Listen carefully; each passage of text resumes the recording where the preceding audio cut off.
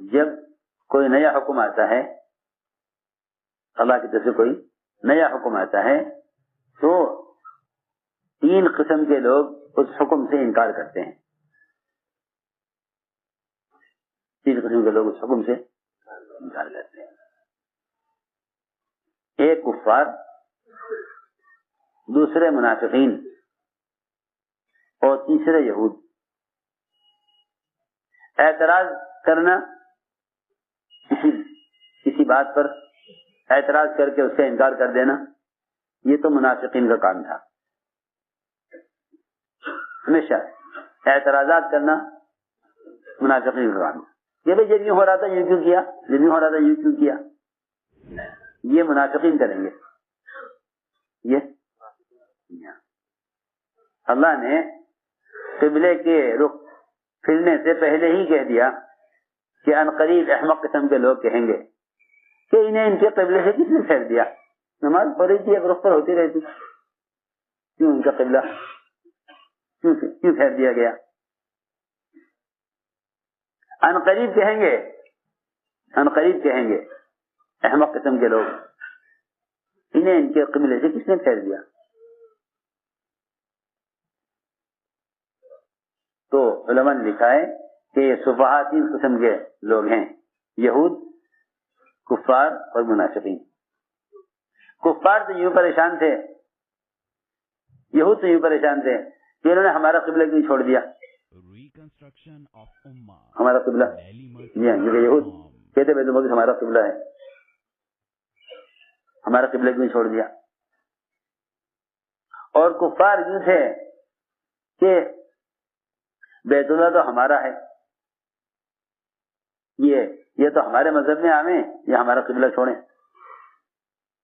سنو تو صحیح، میں بہت اہم بات کہہ رہا ہوں. جب کبھی بھی کسی بھی زمانے میں مسلمان دین کو یا دین کے کسی شعبے کو یا دین کے کسی کام کو اپنا ذاتی حق سمجھ لیں گے تو ان کی اجتماعیت ختم ہو جائے گی. ان کی اجتماعیت ختم ہو جائے گی. یہ دین کے کسی شعبے کو یا دین کے کسی کام کو اپنی ذاتی جائیداد سمجھ لیں گے تو اجتماعیت ختم ہو جائے گی. وہ یہ کہیں گے ہم زیادہ حقدار ہیں اس کے، لیکن ہم زیادہ حقدار ہیں اس کے. سنو تو صحیح، کفار بیت اللہ کی آباد کاری اور بیت اللہ کی دیکھ بھال اور آنے والے حاجیوں کو زمزم پلانے اور لسی پلانے کو اپنی ایسی ذاتی چیز سمجھتے تھے کہ وہ کہتے تھے کہ یہ کام ہمارے علاوہ کوئی نہیں کرے گا. سنو،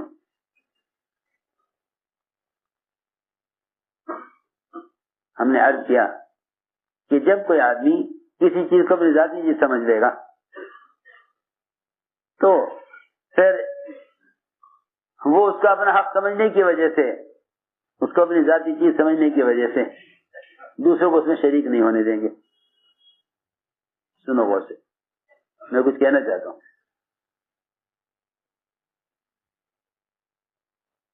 تو کفار نے یہ کہا کیوں بھائی آپ ہمارے قبلے کی طرف کیوں آ رہے ہیں، آپ کا قبلہ تو وہ ہے. بعض کفار نے کہا ارے نہیں، دیکھو یہ تھک گئے ہیں، اب یہ ابھی میں جمتے تھک گئے ہیں، اور ہم نے تو جو کوشش کی مقابلہ کیا ان سے، اس سے اب یہ مقابلے کی وجہ سے اب تنگ آ گئے ہیں. اب یہ ہمارے قبلے کی طرف آ رہے ہیں، اور اب دیکھنا کچھ دن کے بعد یہ ہمارے بتوں کو ہی مان لیں گے اور ہمارے طریقوں کو ہی مان لیں گے. یہ جو ہمارے دین کی مخالفت کر رہے ہیں، اپنا دین لا رہے ہیں، یہ ہمارا قبلہ انہوں نے اختیار کر لیا آہستہ آہستہ ہماری طرف. جی ہاں، بعض کفار یہ بھی خوش ہوئے. سنو تو صحیح کیسے عجیب باتیں ہیں کہ ہمارے قبلے کی طرف آئے ہیں تو یہ اب ہمارے دین کی طرف بھی آ جائیں گے. یہ بھی بات کا خیال تھا. میں نے عرض کیا کہ قرآن نے کہا کہ 3 قسم کے لوگ ہیں یہ صفحاء، منافقین، یہود اور کفار. منافقین کیا کہتے تھے؟ منافقین اعتراض کرتے تھے کہ ان کی نمازیں کو کیا ہوگا، پچھلی نمازیں سب ضائع ہو گئی، پچھلے مزے سب ضائع ہو گئے، ان کا رخ ہی صحیح نہیں تھا. اگر اب رخ صحیح ہوا ہے تو پہلا قبلہ غلط تھا تو پچھلے مزے سب ختم ہو گئے. اگر پہلا قبلہ صحیح تھا تو اس قبلے کی طرف کیوں آئے؟ منافقین نے اعتراض کیا قبلہ بدلنے پر. منافقین نے اعتراض کیا قبلہ بدلنے پر. اللہ نے فرمایا اللہ تمہاری نمازوں کو ضائع کرنے والے نہیں ہیں، کیونکہ تم نے اب تک نماز پڑھی ہے، وہاں بھی حکم سے پڑھی ہے، یہاں بھی حکم سے پڑھ رہے ہو. جو حکم کی طرف آتے ہیں اللہ ان کو ضائع نہیں کرتے. ضائع تو وہ ہوتے ہیں جو ایک حکم ملنے کے بعد اگلے حکم سے انکار کر دیتے ہیں. سمجھنے کی بات ہے. ضائع کون ہوتے ہیں؟ جی ہاں، جب ان کو اگلا حکم دیا جائے، ان کو اگلا حکم دیا جائے اور وہ اس کا انکار کر دیں تو پھر وہ ضائع ہو جاتے ہیں. سنو غور سے. اللہ نے فرمایا ما کان اللہ لیضیع ایمانکم، اللہ تمہاری پیچھے نمازوں کو ضائع نہیں کریں گے، کیونکہ تم اطاعت سے اطاعت کی طرف آئے ہو، حکم سے حکم کی طرف آئے ہو. کیا کیوں ایسا؟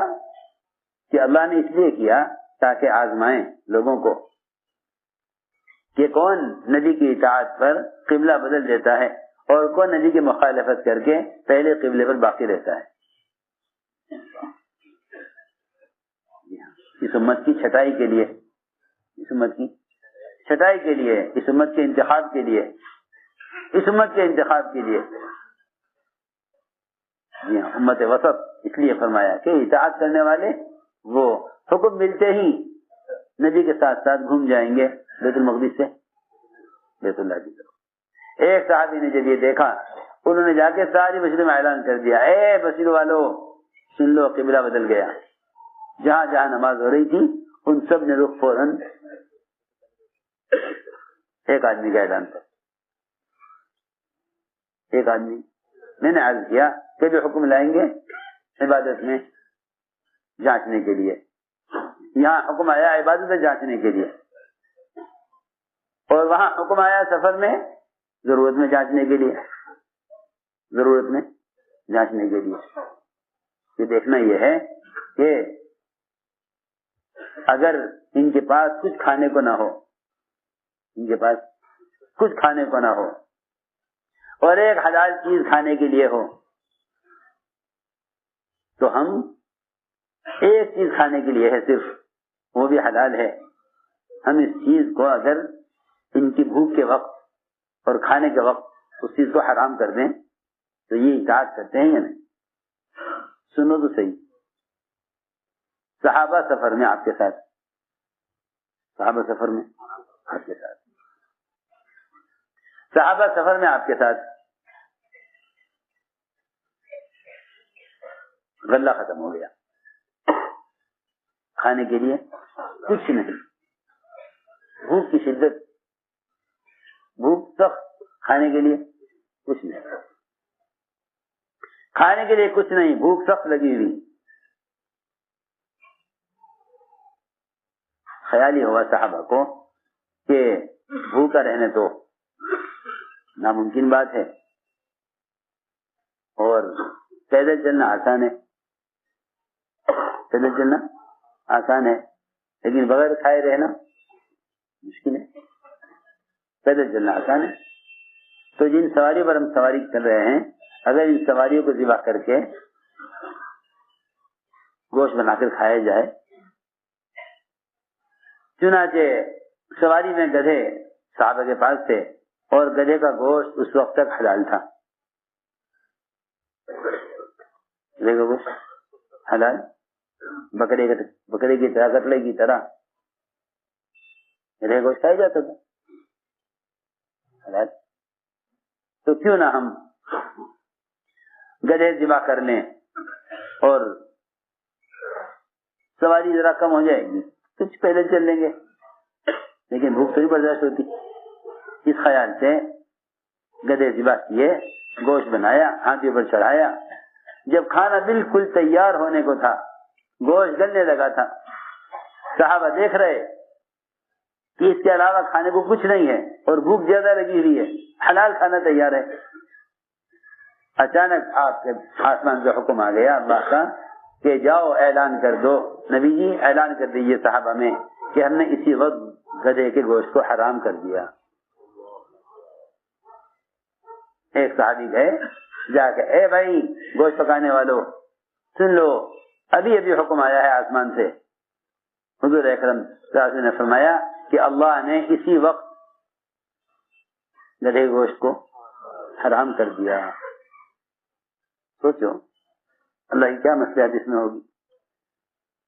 اللہ کے دین کی محنت میں صحابہ, خود اللہ کے نبی صاحب سفر میں, کھانے کے لیے کچھ نہیں, حلال چیز موجود, حلال چیز موجود ہے, اس حلال کو اس وقت حرام کیا جب کھانے کے لیے اور کچھ نہیں تھا.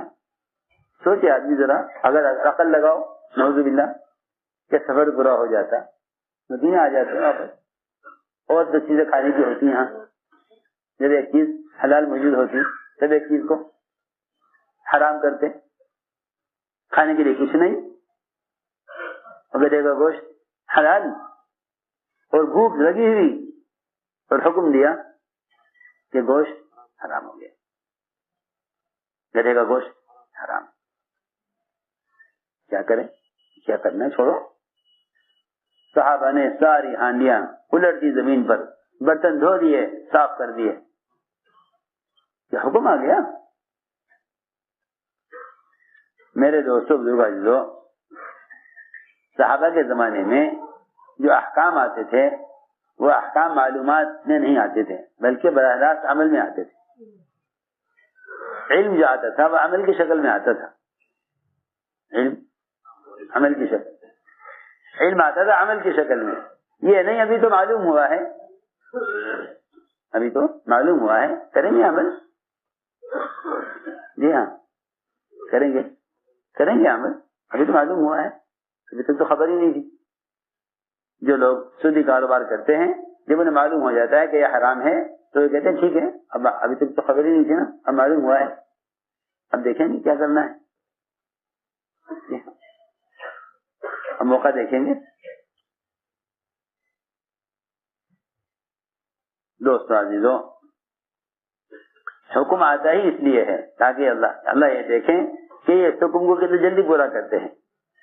تو میں نے عرض کیا کہ غیب کی خبریں اور غیب سے احکام, یہ دو چیزیں جو آئیں گی, یہ عقل, حالات, ماحول, اس سب کے خلاف آئیں گی, اس سب کے خلاف آئیں گی, اس سب کے خلاف آئیں گی.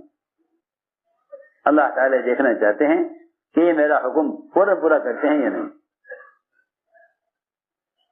اس لیے ہمیں چاہیے کہ زندگی میں پورا دین لائیں, زندگی میں پورا دین لائیں. دیکھو کافر کی پوری زندگی غفلت سے گھری ہوئی ہے, اور مسلمان کی پوری زندگی ذکر سے گھری ہوئی ہے. یہ ذکر سے ذکر میں, حکم سے حکم کی طرف منتقل ہوگا, اور کافر خواہش سے خواہش کی طرف, غفلت سے غفلت کی طرف منتقل ہوگا. مومن کی کافر کی زندگی کا فرق یہ ہے, مومن اور کافر کی زندگی کا فرق یہ ہے کہ کافر غفلت سے غفلت کی طرف, خواہش سے خواہش کی طرف منتقل ہوتا ہے, اور مومن ذکر سے ذکر کی طرف, اطاعت سے اطاعت کی طرف منتقل ہوتا ہے. یہ فرق ہے مومن اور کافر کا. یہ فرق ہے کہ مومن کی پوری زندگی غفلت سے گھری ہوئی ہے, اور مسلمان کی پوری زندگی وہ ذکر اور احکام سے گھری ہوئی ہے. اس لیے فرمایا کہ ایمان کا تقاضا یہ ہے, ایمان کا تقاضا یہ ہے کہ اتباع سنت پر آؤ, پر آؤ. جی ہاں, اس لیے کہ سب سے پہلے معاشرہ مرتد ہوتا ہے, سب سے پہلے جسے لوگ کہتے ہیں کہ یہ تو کوئی ضروری نہیں ہے, آدمی کھانے پینے میں, لباس میں, شکل و صورت میں جیسا بھی ہو, اصل تو فرائض ہیں. یہ خیال باطل خیال ہے, یہ خیال غلط خیال ہے. سب سے پہلے معاشرہ مرتد ہوتا ہے, سب سے پہلے معاشرہ مرتد ہوتا ہے.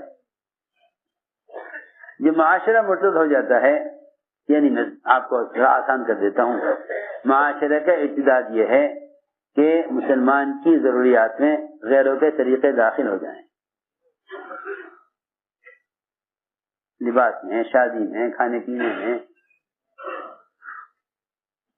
اس کو کیا کہتے ہیں؟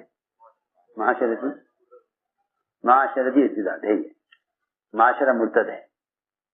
اور آپ سے میں عرض کرتا ہوں کہ معاشرہ ایسا ہے جیسا پھل کے اوپر کا چھلکا ہوتا ہے. پھل کا، کسی پھل کا چھلکا اگر محفوظ ہے تو پھل اندر اچھا ہے. اگر چھلکا پھٹ گیا تو یہاں سے سڑنا شروع ہوگا یہ، اور اندر تک پہنچ جائے گا. یہ ہے، آپ دیکھیں گے پھل سڑنا شروع ہوتا ہے چھلکے سے. ہر چیز کا گری اندر کی جب خراب ہوتی ہے جب چھلکا خراب ہو جاتا ہے، چھلکا پھٹ جاتا ہے. جب چھلکا پھٹ جائے گا تب اندر کا گودا خراب ہوگا. جب چھلکا محفوظ ہے اندر کا گودا محفوظ ہے. آپ دیکھیں ہر پھل کا یہ اصول ہے کہ اوپر کا چھلکا اندر کی گری کی حفاظت کرتا ہے. ہماری بات بس اس لیے عرض کر رہا کہ معاشرہ جو ہے یہ اوپر کے پردے اور چھلکے کی طرح ہے. جب یہ بگڑ جائے گا تو اندر کا گودا سڑے گا. جب معاشرہ مرتد ہو جاتا ہے نا تو معاشرے کے ارتداد سے، سنتوں پر عمل کرنے سے شرم آنے لگتی ہے. یہ اصولی بات ہے. آپ کہیں بھی ہوں آپ دیکھیں گے یہاں سنت پر عمل کا موقع ہے یا نہیں ہے. اگر آپ ایسے ماحول میں ہیں جہاں معاشرہ مرتد ہے تو آپ کو وہاں نماز پڑھنے سے بھی شرم آئے گی کہ بھئی دیکھو یہاں نماز کا موقع نہیں ہے، اس طرح کے لوگ ہیں، ایسا ماحول ہے. حالانکہ بے جگہ نماز پڑھنے سے ماحول بنتا ہے. نماز کا ماحول نماز کی جگہ پر پڑھنے سے نہیں، نماز کا ماحول بے جگہ نماز پڑھنے سے بنے گا. میں کچھ کہنا چاہتا ہوں. یہاں سے ہم گئے وینکوور کینیڈا. راستے میں تھوڑی دیر کے لیے جہاز بدلا لندن میں. اترے تو ایسا وقت تھا کہ عصر کی نماز کا وقت تھا. خیال ہوا کہ بھائی اتر کے عصر پڑھ لیں، لیکن وقت کم تھا. خیر ساتھیوں نے کہا کہ ہم نے اجازت لے لی ہے، یہاں سے باہر ایک مسجد ہے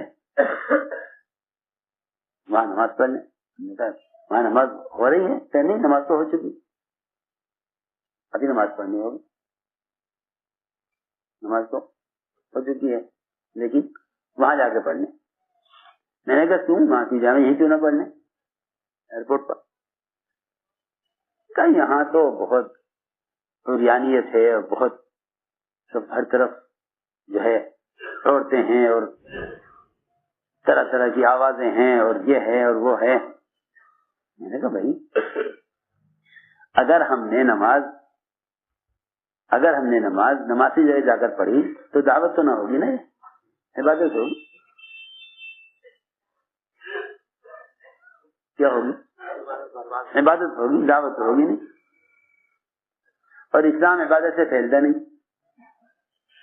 اسلام دعوت سے پھیلتا ہے. سیدھی بات ہے. اس زمانے کے لوگوں کو سمجھ آتی نہیں یہ بات، کیونکہ جو جس میدان میں ہے نہیں وہ اس میدان کی کیا سمجھے. صاف بات.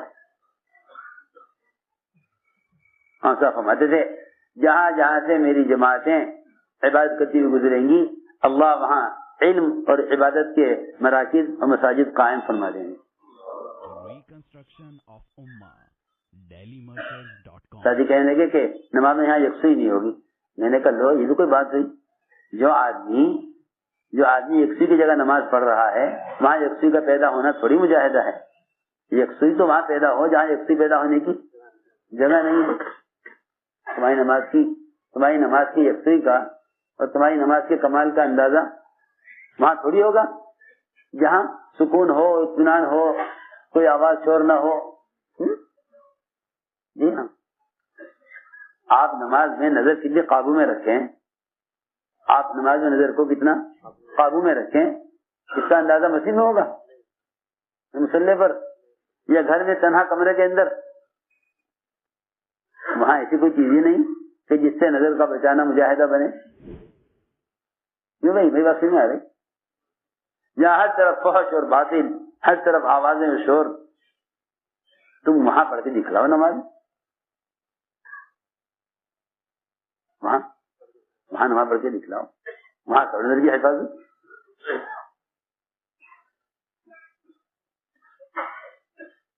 ہم نے کہا کہ نہیں جی, اس امت کی یہ تو خصوصیت یہی ہے کہ ساری کی ساری دنیا کی زمین اس امت کے لیے سے جگہ بنا دی گئی.